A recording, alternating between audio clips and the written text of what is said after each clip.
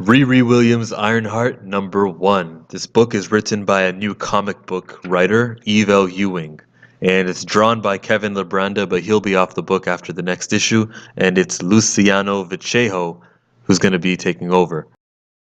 The book starts the way Brian Michael Bendis, her previous writer, used to start his books, with a double-page spread. And it summarizes who she is for the new readers. I'll break it down. Her dad died, her stepdad died, her best friend died. And there's also a part where she identifies herself as a 15-year-old black girl. Now, I have no idea why she'd do that living in America, but let's give that all the analysis and review that it deserves. The next page has the dean of MIT barging into her laboratory. He's showing her off to the world leaders who are in town for the UN. She doesn't want to, but she obliges, and she shows off her new visor and this new suit, which can withstand being underwater.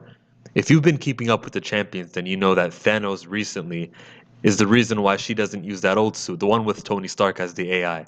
He crushed it in the palm of his hands. She says that this suit can withstand being underwater, which got me thinking it can withstand being in space, which got me thinking all this on the table that she has is her preparation for a Thanos rematch. Jumping to the second act of the book, we see the villain of the day. His name is Clash. This is the Spider-Man villain who came out of jail, and Spider-Man gave him a card to Parker Industries. He's a scientist, gave him a job there, but villains are gonna villain, and now he's back to his evil ways. Clash uses sound and creates a barrier, keeping the hostages in.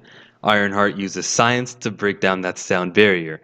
Then she uses common sense to let water into the room, and while these world leaders have these chips in their ears, once they go underwater, the chip is disabled and they're free to go.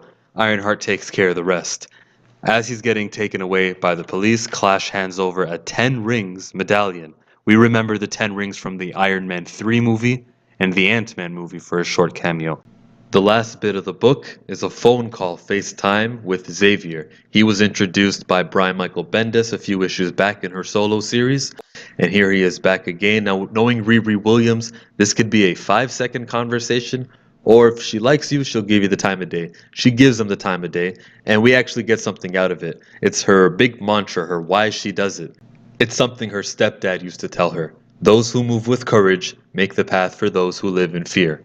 I like it, but I don't think these are necessary. Spider-Man's got one, but not everybody needs one. If you're a decent human being and you got superpowers or the ability to make superpowers, then you do the right thing. It's not that hard. We don't need a deep, dark origin story for any of this. This is just what nice people do, if you ask me. Last page is a huge reveal. We spoke about how Tony Stark used to be the AI for her suit. That's the artificial intelligence, if you're not a nerd. Artificial intelligence is now her old best friend, Natalie. That's going to be interesting. I like what they did in this book, how they're setting up for the future in one issue. Yeah, they got allotted a lot more pages than the normal comic, but we know that the MIT laboratory is temporary. Even the X-Men, I think the X-Men just lost their mansion recently in Uncanny #8.